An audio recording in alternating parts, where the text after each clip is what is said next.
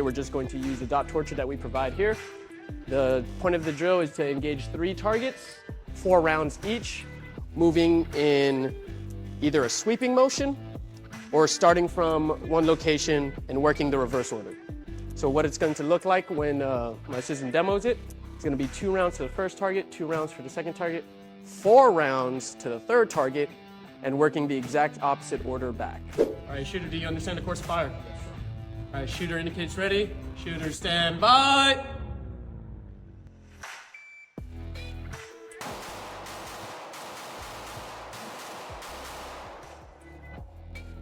.21.